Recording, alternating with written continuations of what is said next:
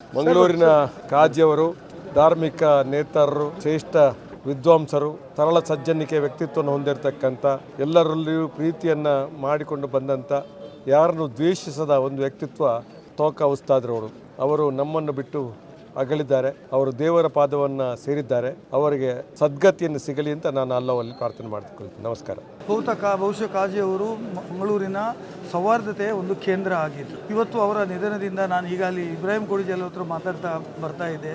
ಅವರು ಹೇಳ್ತಾ ಇದ್ರು, ನಮ್ಮ ಸಮುದಾಯಕ್ಕೆ ಒಂದು ದೊಡ್ಡ ನಷ್ಟ ಆಗಿದೆ ಅಂತೇಳುವ ಮಾತನ್ನು ಅವರು ಹೇಳ್ತಾ ಇದ್ರು. ಎಲ್ಲರನ್ನ ಅಕ್ಸೆಪ್ಟೇಬಲ್, ಎಲ್ಲರೂ ಕೂಡ ಅವರನ್ನು ಸ್ವೀಕಾರ ಮಾಡತಕ್ಕಂಥ ಒಬ್ಬ ವ್ಯಕ್ತಿ ಆಗಿದ್ದರು. ಮತ್ತು ಮುಸ್ಲಿಂ ಧರ್ಮದಲ್ಲಿ ಅವರು ಕೊಟ್ಟಂಥ ಸೇವೆ, ಅವರು ಧಾರ್ಮಿಕ ಗುರುವಾಗಿ ಕೊಟ್ಟಂಥ ಸೇವೆ ಮತ್ತು ಅನೇಕ ಶಿಷ್ಯವೃಂದವನ್ನು ಹೊಂದಿಕೊಂಡಿರ್ತಕ್ಕಂಥದ್ದು.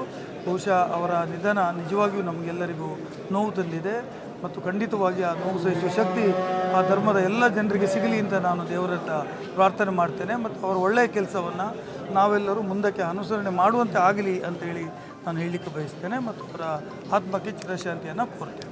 ದಕ್ಷಿಣ ಕನ್ನಡ ಜಿಲ್ಲಾ ಕಾಜಿಯವರಾದ ನಮ್ಮೆಲ್ಲರ ಮಾರ್ಗದರ್ಶಕರು, ಧಾರ್ಮಿಕ ಚಿಂತಕರು, ಲೌಕಿಕ ಹಾಗೂ ಧಾರ್ಮಿಕ ಶಿಕ್ಷಣದ ನೇತೃತ್ವವನ್ನು ವಹಿಸಿ ಈ ಜಿಲ್ಲೆಗೆಲ್ಲ ರಾಜ್ಯಕ್ಕೆ ಒಂದು ಉತ್ತಮವಾದ ಧಾರ್ಮಿಕ ನಾಯಕತ್ವವನ್ನು ಕೊಟ್ಟಿರತಕ್ಕಂಥ ತ್ವಾಕ ಅಹಮದ್ ಮುಸ್ಲಿಯಾರ್ ಅವರು ಇನ್ನು ನಮ್ಮೊಂದಿಗಿಲ್ಲ. ಬಹುಶಃ ಅವರ ಮಾರ್ಗದರ್ಶನ, ಅವರ ನಿಲುವುಗಳು ಬಹುಶಃ ನಮ್ಮ ಜೀವನದಲ್ಲಿ ನಾವು ಅಳವಡಿಸಿಕೊಳ್ಳಬೇಕಾದಂತಹ ಅವಶ್ಯಕತೆ ಇಂದಿನ ಯುವ ಜನಾಂಗಕ್ಕೆ ಇದೆ ಅಂತೇಳಿ ಹೇಳಿಕೊಂಡು, ಅವರ ಮರಣ ನಮ್ಮೆಲ್ಲರಿಗೆ ದುಃಖ ತಂದಿದೆ. ಮಾತ್ರವಲ್ಲ, ಅಸಂಖ್ಯಾತ ಅವರ ಧಾರ್ಮಿಕ ವಿದ್ಯಾರ್ಥಿಗಳಿಗೂ ಕೂಡ ಅವರ ನೇತೃತ್ವವನ್ನು ಕಳ್ಕೊಂಡಂತಾಗಿದೆ.